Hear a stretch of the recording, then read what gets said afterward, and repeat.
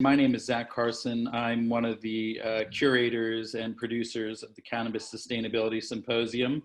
As you all probably heard, this is the 5th year of the symposium, and with over 130 speakers and over 45 sessions this year, we've really taken it to a new level. I think it's both a sign of the fact that a lot of us are just home and have a lot more availability, but also the emergence of a nationwide movement towards a recreational legalization of cannabis and the ability for us to shape what that looks like in terms of sustainability. And that's what this whole conference is about, hitting on the social, the environmental, the community, the financial, and the environmental aspects of what cannabis should, and can be doing for our communities. We have our keynote speaker today. Very, very excited to introduce Winona Laduke to this symposium. Winona is going to be presenting for the next, 45 minutes. I've had the pleasure of introducing her on many panels through the year. Give you a little background on Winona. She is a rural development economist and author working on issues of indigenous economics, food, and energy policy. She's the co-founder of Honor the Earth with the Indigenous Girls, uses a platform to raise awareness and money for indigenous struggles of environmental justice. Globally and nationally, Winona is known as a leader in the issues of cultural-based sustainable development strategies, renewable energy, and sustainable food systems. She's one of the leaders in the work of protecting indigenous plants and heritage food from patenting and genetic engineering.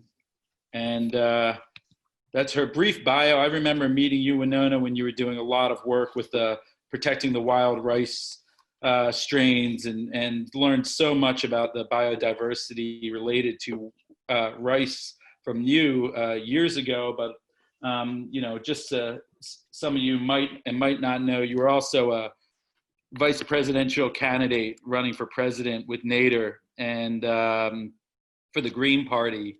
And I just bring that to light, number one, because it speaks so much to your power and your passion and who you are, but also as we're stepping into an election, a representation of all the issues that come through you.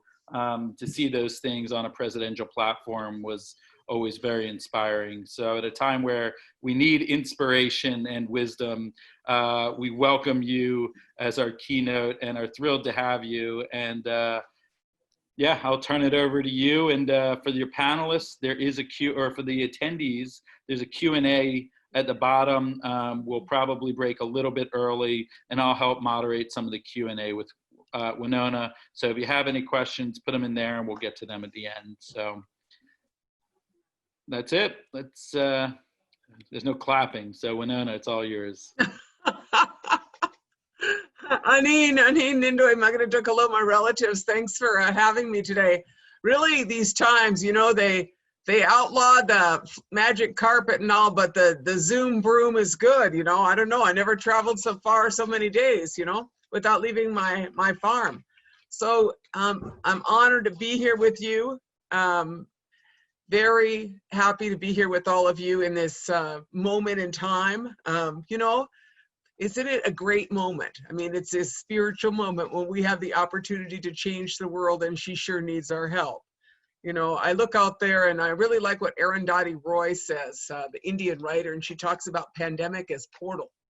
And she says, in the history of the world, pandemics have caused societies to change. This one is no different, and that is sure.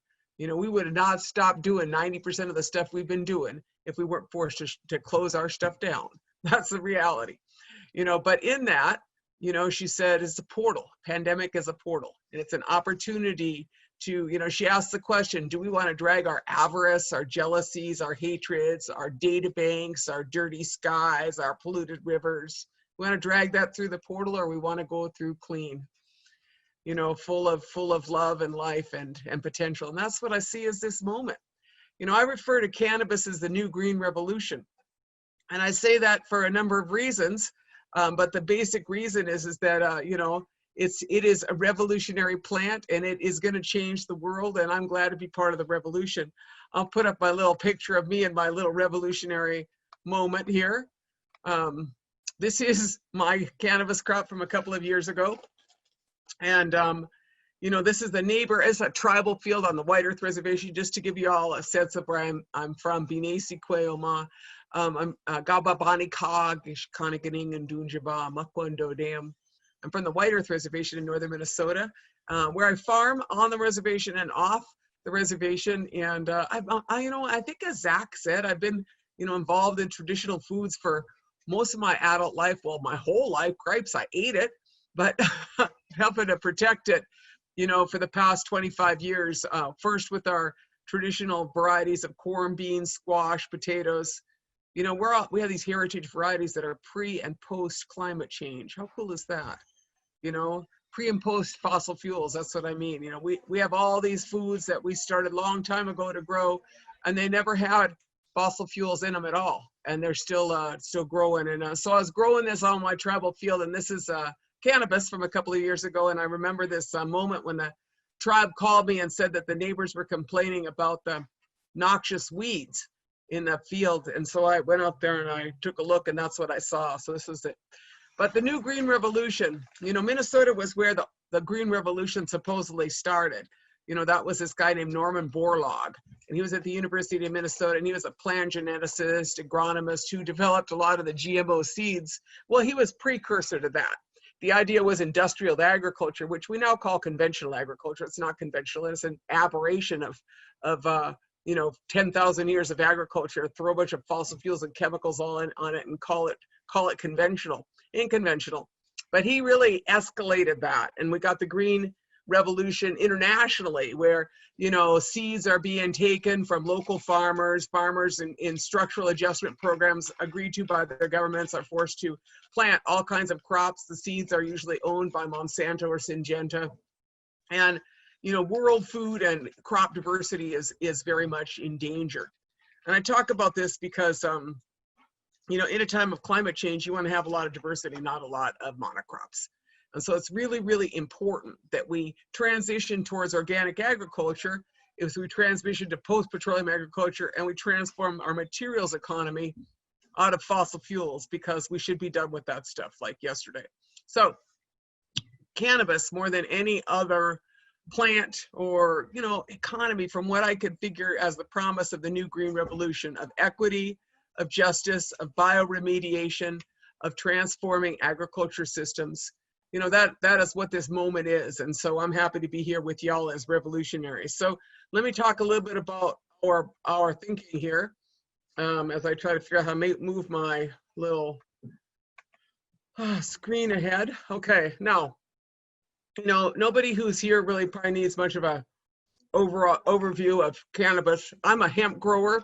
I'm a fiber hemp grower is my primary interest, although I grow some CBDs, and I'm interested in the many, many possible applications of this plant. Magical, magical plant. And I heard it said that 100 years ago, we had a choice between a carbohydrate and a hydrocarbon economy. A carbohydrate economy and a hydrocarbon economy, and we made the wrong choice. And it's true, because the fact is that pretty much anything you can do with fossil fuels, you could definitely have done with hemp. And, I don't think I need many conversions here, but the fact is that, whether it is paper, whether it is things that are made of plastics, or, rope, or, the word canvas. The word canvas comes from cannabis. And I think about that a lot because I live in Minnesota, and there are millions of boats that are covered with blue plastic made by fossil fuels. And I thought if we could just take back the canvas economy, that'd be revolutionary.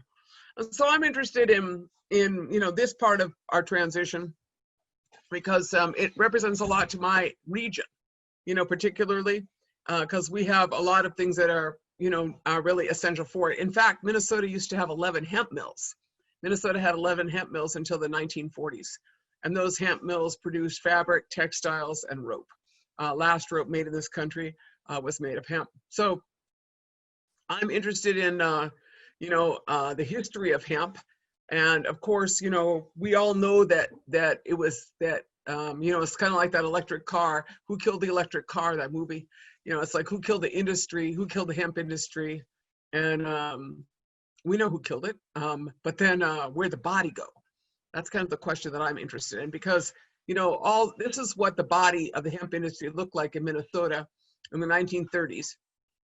Interesting equipment. Can't find any of that stuff. Can't find it in museums. Like really a lot of historic research. How did they make all that stuff in this country? Free petroleum byproducts, nasty stuff. Like what did they use before all the chemicals in the hemp processing in Minnesota? So for 5 years, I've been growing hemp in the state of Minnesota, doing my best to understand a plant. As I kind of explained to you, I'm a gardener and a farmer. So I grow, as I said, corn, beans, squash, potatoes, Jerusalem artichokes, and now I grow hemp. But, I had to learn about hemp, and I learned about it kind of as a plant, and then I started doing the forensic work of trying to figure out where the industry went. And, with the criminalization of hemp, I think everybody here knows, like most of the information on it just totally disappeared. And kind of a brutal history in that. And so if you were trying to figure out how to make a materials economy again in this country, how would you do that? How would you do that? And so we've, I spent about, 5 years wandering around the country and internationally talking to people who's got this and that. And you're in the cannabis industry, a lot of you, and there's a lot of smoke and mirrors there, and I got this, and we're going to make $1 million. And I don't really think that's the way to do it. I think we need to kind of like just take a breath, pray hard, and work together. Because I'm pretty sure that the next economy needs to be about cooperation and not competition. That'd be the economy we want. And so let's talk a little bit about what that looks like. Now, this is a little bit about the justice reasons for, why Native people and people of color need to be in the cannabis industry. It's clear that we've spent the most time in jail for cannabis. And so I feel like if you're going to be, since we're going to make a new economy, let's make it a just economy and make sure that the people that spend time in prison, the people who've been penalized by the war on drugs, the people who have, had all of the bad stuff of trickle-down economics, poured upon us. I think that we should be part of the next economy, and we should be in a place where, we are recognized and we have ownership.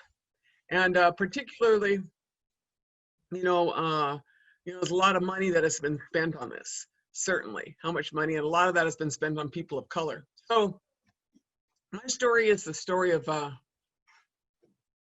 indigenous hemp farmers. The word Tuscarora is a name for a people, Six Nations Iroquois Confederacy people, the Tuscaroras, and they are also known as the people of the hemp shirts. That was their names, the people of the hemp shirts. Well, it was Indian hemp. It wasn't the same plant. Hemp was as a European or as an Asian plant. It's not from here, but it adapted well. And in the United States, it used to be required that each farmer put in a 1/4 acre of hemp and a 1/4 acre of linen to take care of their familial needs or their extended family needs in those villages. And I think about that as we look at self-sufficiency. So this is a picture of me and Alex White Plume a couple years ago. I went to visit my friend, and Alex is a farmer and buffalo man out on the Pine Ridge Reservation in South Dakota. Really visionary. And beginning in the 1990s, he began growing hemp, and of course seized by the DEA, confiscated. Film Standing Silent Nation is about him, and his struggle. And now the tribe has legalized it again, and with the farm bill, it's seems more accessible. But this was a picture a couple years ago when I went to see Alex at his house, and he had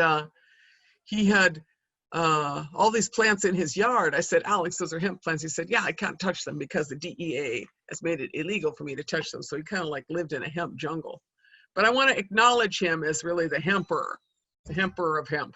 He's the man, Alex White Plume, and he inspired me along with John Trudell, to do this work. They talked to me about it for years, but I thought that was interesting, but I was doing other things like growing corn and beans.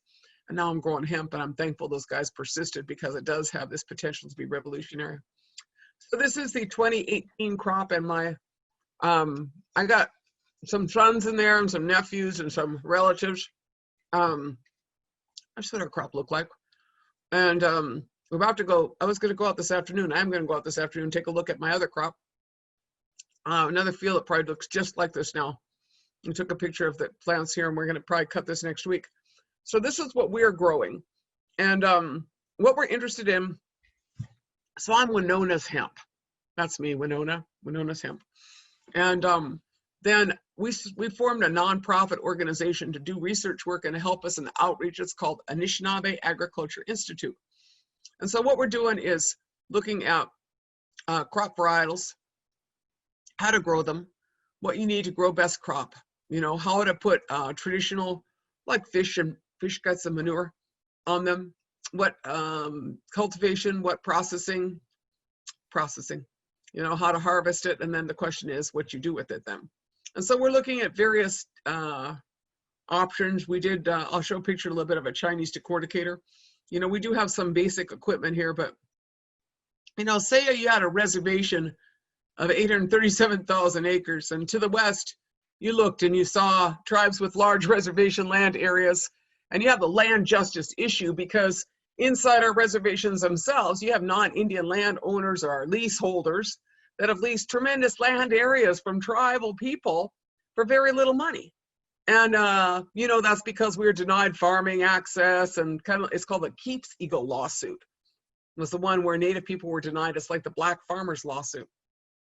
But more than that, you know, we're seeing that hemp has this potential to be a crop that could go in, you know, in our territory. So this last year, I worked hard to do outreach. We sponsored 3 hemp conferences, Indigenous hemp conferences.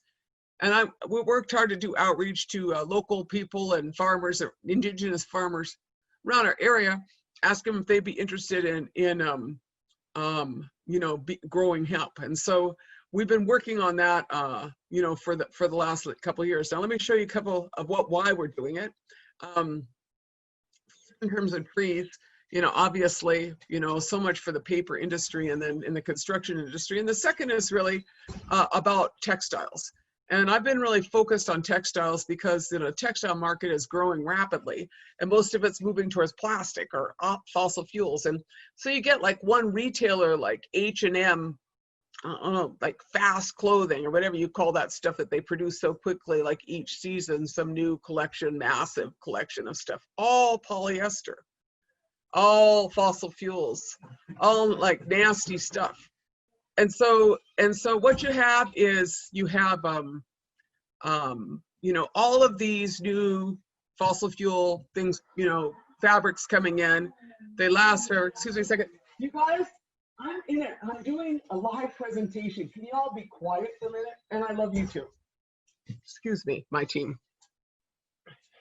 I'll be out shortly. Sorry, my large family keeps coming in the door. So that growth is very significant in terms of its environmental impact. I mean, not only, you know, if you're doing cotton, you have this huge amount, you know, 4% of the world's agriculture and 25% of the pesticides are used on cotton. So that's really not a good one. And then the other ones, all these microfibers showing up in everything. You know, what we want to do is not keep making that mess and just move on. And hemp is the answer to a lot of that. So we got to build this industry here. And then there is this building material. So hemp has all these parts. One of those parts is the fiber that we'd be using for the textiles. A second part is this hurd, and that hurd is used for all of this hempcrete building. So this weekend here on in our community, we're going to put up a hempcrete full season or 4-season greenhouse or 3-season greenhouse. We'll see. It's going to be warm to grow a lot of our plants. I'm super excited about it, with a little guest house next to it so people can come visit us. We're doing a little workshop, and we're exploring hempcrete, hempcrete block making, or hemp block making and hemp cob over the next bit here in my community, because we got a lot of interest here, and particularly for our tribes in our region. You know, my tribe, about a third of our people live in inadequate housing. And to the west of us, like where you have the Dakotas, Sisseton, Wahpeton, Rosebud, Cheyenne River, you know, all of those communities, they have similar housing crises. And if you could build their houses out of hemp, that'd be awesome, you know, and they could grow it And they could, it's carbon, it's more than carbon neutral. It brings in carbon, and it could be super energy efficient. So that's what we're interested in. Here's a little bit about hempcrete, if you're interested in that. And then this is some houses, Israeli house, and why we want hemp to biodegrade, or that it biodegrades, because we got to move away from single-use plastics. Now, I want to say that because, the hemp industry is growing so rapidly and everybody wants to replace everything with it. But I think that some things we should just quit doing. Like, we should kind of move away from single-use anything, try to have refillables. And like bottles, like I think a lot about bottles because, of course, I'm like everybody else. I like hard cider and it comes in bottles, and I don't have the opportunity to do things like others do, although I should just make my own darn cider. But my point is that you could wash those bottles.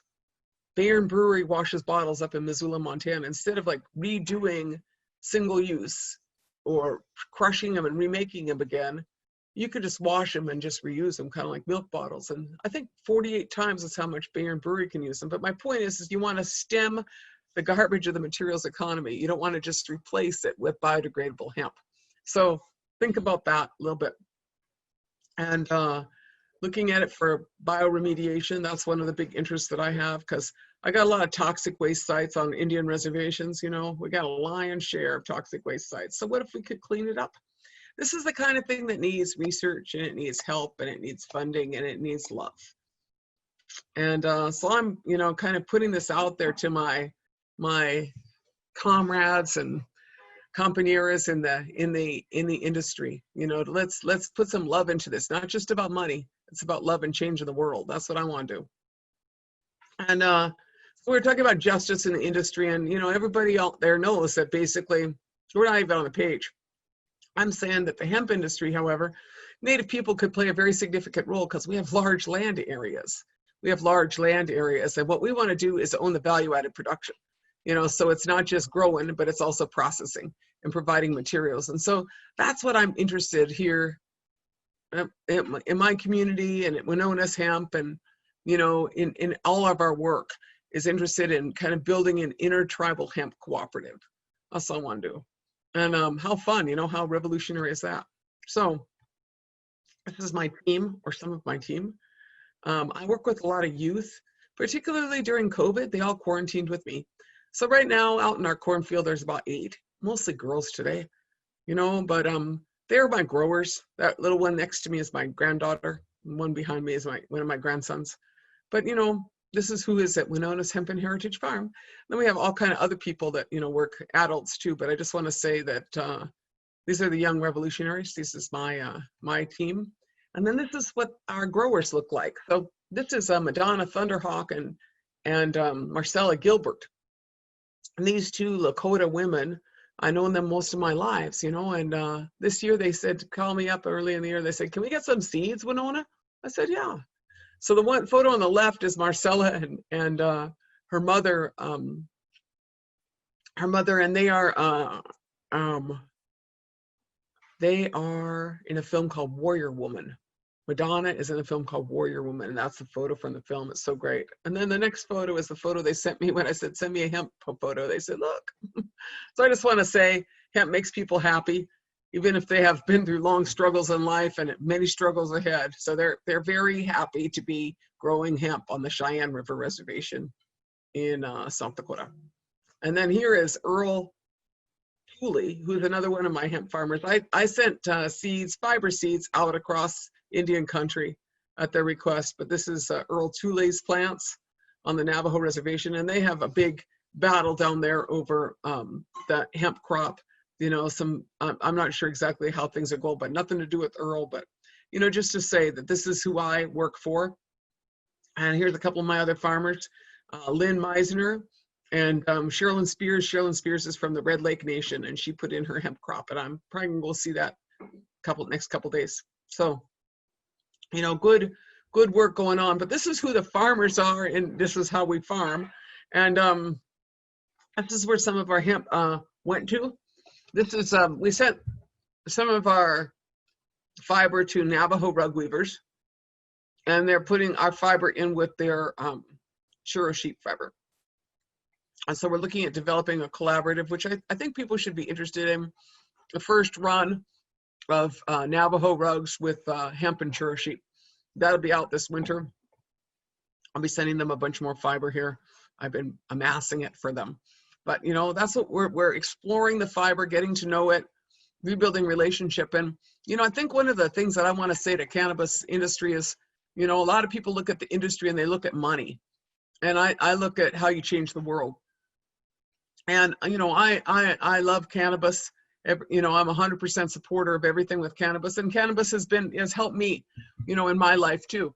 And I know that, and I also know that this plant, you know, if you want to just like ram through with a bunch of equipment and try to make $100 or $1 million, it's not gonna work out so good. I think that we need to be more grateful, more thoughtful, more present, and the plant's not a slave. You know, she has a lot to teach us, and so I'm a willing student. You know, I'm a learner, and I'm happy to work with you know, all those who want to help change the world with cannabis. I'm right there at the table, and this is, you know, I think the largest native dispensary, and this is a Paiute dispensary that is in Las Vegas. Really proud of them, you know, on the Strip. You know, that's a different kind of business that I'm in, but I just want to say Native people are participating from the seed to dispensaries, and are also, many of us are also significantly interested in the next economy. This is, of course, Kareem Webb, who I met last year at FloCanna, talking about equity in dispensaries and equity in the industry. And then this is some of the, this is like one of the first indigenous cannabis growers or indigenous hemp meetings. This was at, I think it was at NOCO, or, you know, one of your really cool gatherings in Colorado. And, you know, it's just really grown from there. There's so much interest in hemp growing, you know, and in cannabis, the whole industry, you know. I mean, I think of it as cannabis, with just some has THC and some, it's all just different magical plant. But, you know, for me, this is a really good opportunity to make the future. I think about what Arundhati Roy said, and I'm all ready to walk through that portal. I'm all ready. You know, I'm ready for the new green revolution, ready for solar, ready for, you know, the good life the Creator gave us, and you know, just grateful to be here. This is the equipment we bought. This is a decorticator from China. You know, to try to get through this, I had to go buy some equipment, and I want to point this out because so I bought this decorticator from China for $2,500, field decorticator. It's diesel powered. It's really cool little equipment. Sitting out in my shed, about to decorticate this year. But my point is that I order it from China for $2,500.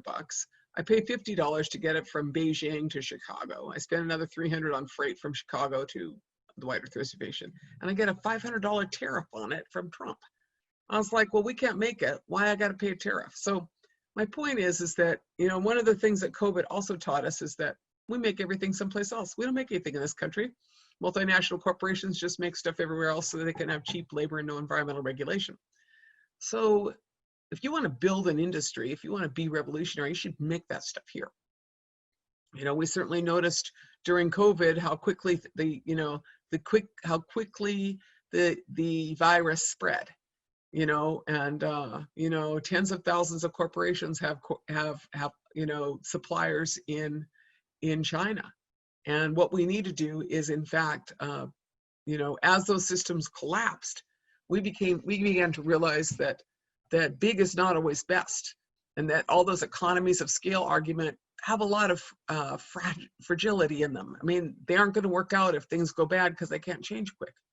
You know, so my pitch is make it local. This is who made the, you know, the equipment. The new green revolution needs to be also made here. Needs to be made in North America. And so I'm looking forward to, you know, this time ahead. I'm looking forward to being one of the women in the new green revolution, and I'm happy to be with y'all today, you know, and in this time. Thanks for your time, Miigwech.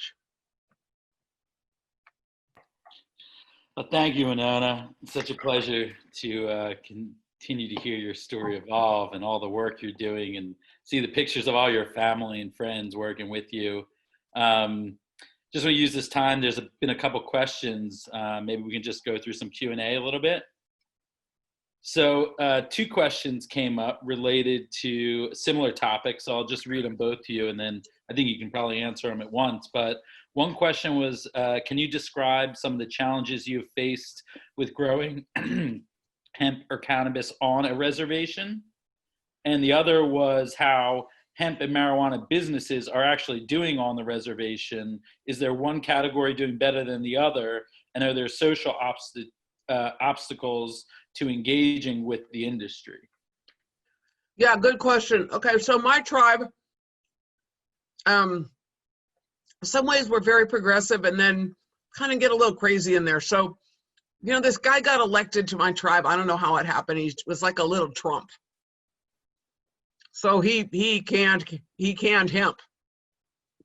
Fortunately, Winona had a place off reservation to grow. So I just continued growing. And then, you know, the tribe has, you know, had a big push on it, and then more people are growing off reservation and on reservation that are tribal members. And then this year, my tribal membership by 87% approved medical marijuana. So that, you know, I told them that, I said that ship had already left, guys. You know, we don't want to know, you know, first we were the first tribe and now we're the last tribe in Minnesota, but the tribal members have gone way ahead, you know, so we're there. And thank you for all of the, you know, you know, the broader support and collaborations that we've had, because if we were waiting for our tribal government, we'd still be waiting, but we're not waiters. So our government is improving, and it is really across the country in different situations for different tribal sovereignty. Tribes, particularly on the Trump administration, have been very, very concerned about having the heavy hand of Mr. Trump come in, you know, and so they've been reticent to go and do many revolutionary things because, you know, they got enough fires to put out, add COVID, you know, got enough crazy all around them. So tribes have been kind of moving slow on this, but the growers, kind of like a hemp grower society, I would call us, you know, where these people from all over, you know, and that shouldn't be about tribal politics. That's, you know, historically our nation's always had seed savers or seed keeping societies. So I think we're those. We're the people that are committed to this plant. And, you know, certainly Marcus Griswold up there in Grignon, over there in Menominee. I mean, all across this country, there's some like really, you know, committed people. And so, you know, it'll move ahead. But, you know, tribal governments is a little bit, you know, challenging sometimes, but more and more of them are stepping up. Hemp is a big interest. You know, I've presented to a lot of governments. And as I said, this year I gave seeds out. You know, we're fortunate to get some European seeds in, and they even came in, you know, the late, you know, they came in a little bit late, but everybody got them out really good. They look really good. And it's particularly, I think, we went for the northern varieties because we're all Northern Plains tribes, you know, and into Manitoba. So we don't want to mess around with, you know, some other stuff. And so I think that the scale that we have here has got really good potential. I think that Rosebud Reservation, Pine Ridge, Cheyenne River, White Earth, you know, they have hemp on Red Lake. I think that these reservations will all move forward, you know, after we defeat President Trump in November and continue with our path towards enlightenment. And then, I think that's kind of my answer to all that, but, you know, stay tuned. And then also I see kind of the comments, look, you know, this is some complicated stuff. Like I said, I think the future is not about competition, it's about cooperation. If you want to be revolutionary, you got to work with everybody, or at least work with the people who aren't assholes. I didn't say that, did I? But anyway, my point is that, you know, a lot of people have a love for this plant, and a lot of people have different skills. You know, I'm a pretty good farmer, and I'm a good community organizer. You know, but technically, I'm about to go look at some fancy equipment for processing that they've developed. Forsberg. They have some kind of hemp processing equipment. I'm gonna go take a look. It's 2 hours from here. We buy all kinds of farm equipment from them. These guys might have something, but I don't know if they got something I can use for fiber. You know, if I want to just slam my hemp up into a bunch of, you know, things to use for other things, this might be it. But, you know, this is what we need, is kind of a technical clearinghouse without a bunch of carpets, you know, whatever you call it, snake oil salesmen in it. I don't know how else to put it, but, you know, I hear these fantastic ideas coming to tribes and, oh, 6 million, you got it. Buy this thing, it's all good. It is not, and so principal technical assistance, don't try to make $1 million off the tribes, but tribes are going to be there at the table and leading in the new green revolution. So let's get the right equipment, let's get things done. I don't know much about equipment, so we need help. Yeah, that was, I guess, one of the questions was about current initiatives in Minnesota or elsewhere to rebuild the processing facilities to, eventually meet what we have the potential to grow. Do we have that processing capabilities right now in the country, or are people working on it? Where that's at? Yeah, I really love this stuff. So I really look at the plant. I was laughing because it's like the whole buffalo. With the buffalo, it didn't waste anything, and I feel like this plant is kind of like that. It's like a whole plant approach. So I want the fiber. Fiber is like 10%. So what are you going to do with the other 90%, right? So then if 70% is herd, you need to figure out what to do with the herd. So that's different technology. So maybe we'll do this hempcrete out of it. That's what I'm trying to figure out. Like, that seems like a good idea because you got housing needs all over the North Country. Maybe you could use it to heat. I don't know. People say you can make like pellets for pellet stoves out of it. I don't know. What's the energy equation for that? Like, how much energy do you have to put in to get the energy out? Like, those kind of questions really need to be thought through, because you don't want to sure, you can make anything out of it, but how much energy does it take to make that? You know what I'm saying? This is like, let's think about this. And so just because you can make it from hemp doesn't mean you want to, So I think looking at all of those, the plant has, and then I have this hemp pesto sauce that's just amazing. I'm making these food sauces out of it, and then I made a test run of hemp pasta, really good hemp pasta. And so, Zach, any of you all out there who want to help me, I think I found a co-processor with me for this, but nobody's going to eat all those hemp hearts sprinkled on their salad. You got to do cool stuff with them, right? So that's what I want to do. Let's make something that we could eat in scale and be healthy. So I'm looking at all those things so we could use all parts of the plant, So this is a question of mine, actually, but you always are calling for collaboration. You see opportunity, and you are so visionary in what you can see ahead of it, and you understand the systematic way to break it down to see the problems, but you call out for support all the time. You see the problem, you see the opportunity. Hey, I don't know how to do that. So what are the pieces right now, personally and professionally and activism wise? What are those things that you are looking for? Maybe within the people in this audience, there are some people out there who might be able to help, because I'm getting a lot of questions right now. How do we, I love hemp pasta. Okay, so here I am. We're known as hemp. How do we support indigenous companies and crafters? Like, what do you need potentially from all these industries and people that could be supportive to, you pushing your dial forward?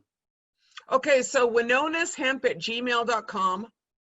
That's our email, winonashemp@gmail.com. We got like a Facebook page, we got like a website. Check that stuff out. But specifically, look, I got like these business opportunities. And it turns out I'm like a social entrepreneur. I can make sure there's food for the people, but I like all that other stuff, I got it. But I could use some business help, helping to look through some of these things. I'm looking at purchasing some real estate, and there's different things. Like, if you're going to build a small scale, like a value-added processing facility, like some of these things, we have some good business help, but I could even use a little more. I could use some help in looking at some of the pasta thing. I am kind of shopping for someone who's a gourmet pasta maker who wants to pair with me. I spent some money. Who knew that North Dakota was the pasta making state? Did you know that? No. But they grow all this wheat there, and so we got a really ace recipe. I want to make some good stuff. Support us in making it. Anishinaabe Ag is our 501c3, but just to be clear about this, I live in northern Minnesota. I live in the deep north. The people I work with are all these remote northern communities. Well, remote is relative. We're not in northern Canada. But my point is that we're not near markets. Right? We are producers, but all of this technology needs to be vertically integrated here. you know, because there's all these tribes and someone wants to make, Sisseton wants to make like, you know, bags. Somebody else want to make housing. I want to make, you know, textiles and pasta. You know, there's a potential, huge regional potential here. So look us up in, you know, winonashemp@gmail.com. Email me. And, you know, if you got some ideas, but we need some help in like the business planning and this, and the, you know, we got some help on it, but I could use a little more because did you get the idea? We got a lot going on. I know that about you. So one or two more questions here. We have a question from Marcus that says, what's it going to take for hemp production use to take off and scale enough to overtake the current less sustainable raw material use, petroleum, cotton, and maybe, you know, what are some of the things politically, if you're still involved in that realm, that you're eyeing that you see critical that needs changing? Yeah, I mean, I think we can force the change. I mean, I think that, you know, I mean, you got to start somewhere. And so my idea is figure out how to do this and then scale it up. You know, I don't want to be making like little, you know, someone said, oh, you could make coasters. I don't want to make coasters. That's not revolutionary. I want to make canvas, you know. I want to make big stuff. And then, you know, you force, I mean, I don't want to say under this administration you don't, but you force the military. I don't want to work with the military, but someone should be buying a bunch of canvas, right? All the boat owners in Minnesota should be buying the canvas. You know, you push the market at some level. I don't know what we're going to do about the H&M clothing free world, buy as much clothes as you don't need problem. You know, that's a whole other social phenomena. But a lot of these things in the Green New Deal and a just transition, when you build and, you know, when you build a new economy that's not based on the, you know, the mistakes of the last economy, all that stuff's is gonna be here. I mean, you know, if someone did a full cost analysis of plastics, I mean, they are, you know, we're done. We need to be done with that stuff. You know, so we just need to start rolling instead of like waiting for the government to do stuff. We need to start making these, you know, making these pieces. And also, I just feel like that if we do this good, if we put this with the right heart, instead of I'm gonna make $1 million and it's all about me, we will make this work. You know, this plant wants to do revolutionary things, you know, but this is not, you know, this is not all about just be, you know, some rich guys, you know, who purvey fine cannabis. This is about, let's make a new world, and she's going to be green, you know? Well, that's a good segue into this next question. So Manuel posed a question. I'm a first member of the company Atomic Medic CBD in California, sourcing full spectrum hemp oil from Colorado. I want to grow to provide to others with vegan and plastic-free options, but I don't have a lot of money or land. How do I get started with a hemp farm? See, this is what I think. I really think that like hemp is not for everybody to grow. It takes land. It's kind of like growing a corn. I grow corn too, you know. You can't have like 4 corn in your backyard. It doesn't pollinate correctly. You need to have, you know, a ½ acre is what they used to require. And that'd be enough for a farm for like your local stuff. And, you know, you can make your rope and some things like that. But that's really not, you know, if you're trying to do something that you know, you don't want to grow hemp like that for, you know, fabrics take scale. You know, I have all my stuff here. I got hemp all over this house, but by the time you're done, it's like a lot of stuff just to get a little bit of fiber. So that's not what everybody can do with their little bit of land. If you got a little bit of land, grow food. You know, grow yourself some cannabis plants so you don't got to go shopping and you know your own plants. And then hemp that is like of this scale, you know, we're talking about hundreds of thousands of acres. If you're going to change the materials economy, you got to have some acreage. And the people who have that are these Indian tribes in the northern plains and northern Minnesota up into Manitoba and Canada. We got land, you know, and then we also need support for getting our land back inside our reservations and exterior. That's who you want to grow this scale. You know, for a smaller scale, I think we're okay for growing, you know, if you have a little bit, just, you know, you could grow a little bit, but this really cool hemp, this is boys and girls, you know? I mean, you know what I'm saying? A hemp crop has males and females in it. So you don't really want to grow a hemp crop if you're growing cannabis women, you know, unless those women are like secluded off, you know. And you look at this hemp field. I don't know if people have ever looked at a hemp field. So my hemp field's across the road here. I went over there and looked, and it's like all full of busyness, you know, bees, everybody's out there. There's all those males out there. And then like about a month ago, those males all withered over and tipped over because they had so much sex, you know. So you have like, they were like exhausted, and they aren't even the quality plants you're after now. So I'm saying, you know, it's all good, but you don't grow them together, you know, because you don't want to, you want to keep your hemp plants away from your cannabis plants. But I guess people know that. I guess we have two more questions. One is, how can we support Indigenous companies and crafters? How do we know? How can we actually intentionally support that? Well, I don't know if there's a list yet of Indigenous hemp companies. Maybe someone has put that out there. We could see who there are, because certainly, you know, I showed you some pictures of, you know, like Earl Tulley has a commercial business in Santa Fe, you know, with finely crafted CBD varieties. And then he's interested in this, you know, fiber.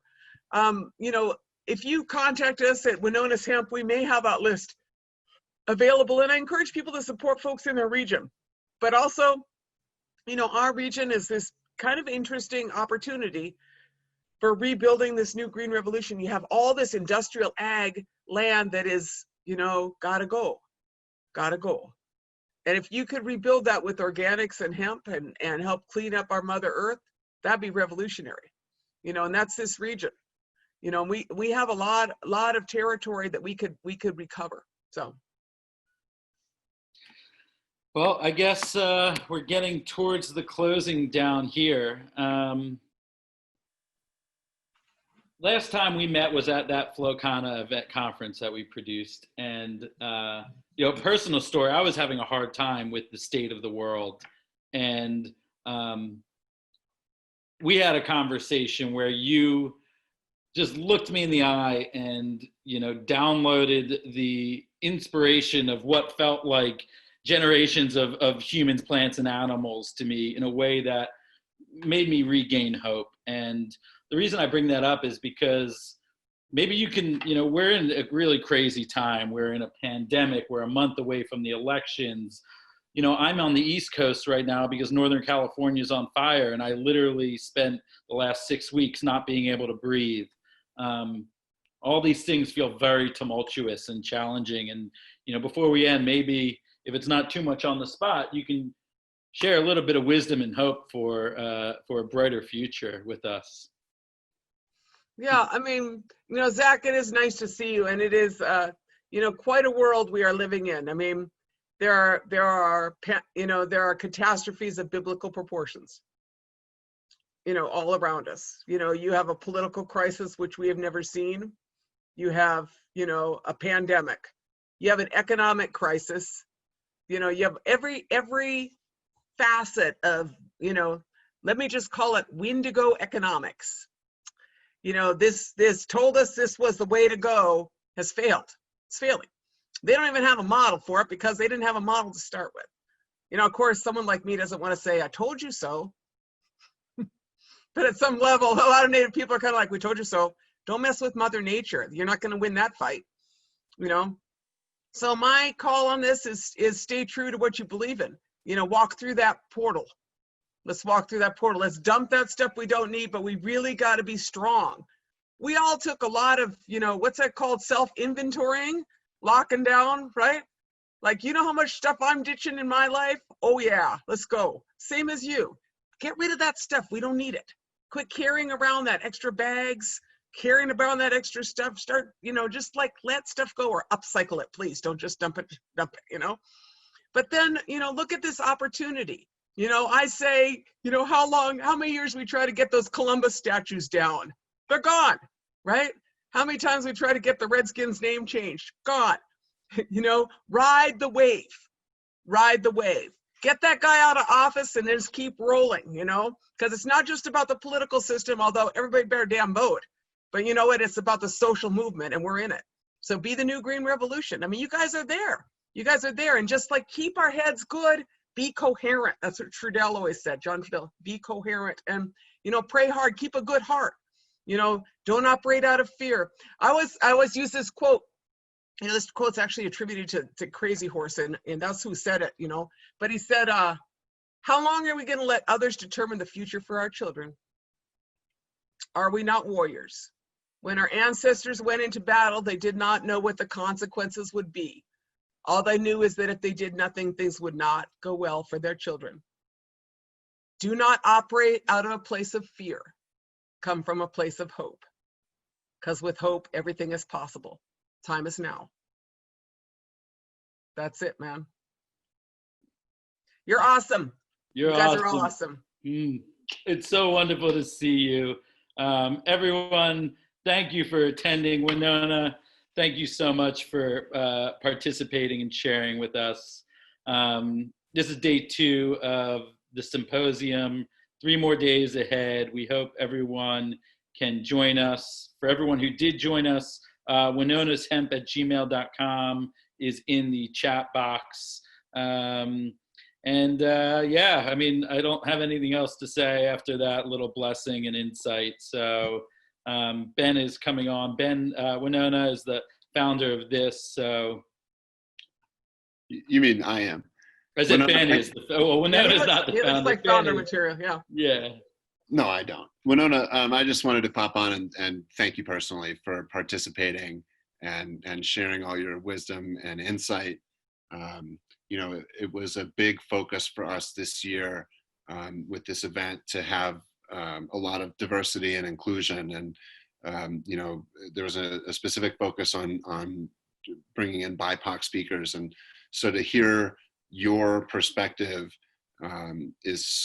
it's just really important because this industry doesn't have the diversity that the plant would suggest that it does, because pretty much all humans of all tone love this plant, with some notable exceptions, obviously. But so to have you come and share all of your wisdom and talk about the struggles that Indigenous communities have had and some of the opportunities and success is just so meaningful. So I'm personally just very grateful, and also popped on to take the pressure off of Zach so he didn't have to vamp for 5 minutes. No, you guys really just thanks. And you know, I feel like everybody has their little gifts, you know? I'm nowhere near a city, and I don't, so if we all work together, you can change the world. That's the way it works, you know? And, but I'm happy to be here. Native farmers have, there's a lot of really enthusiasm in our community, and we're growing already. So, but anyway, glad to be here with you all. And thank you so much. Thank you.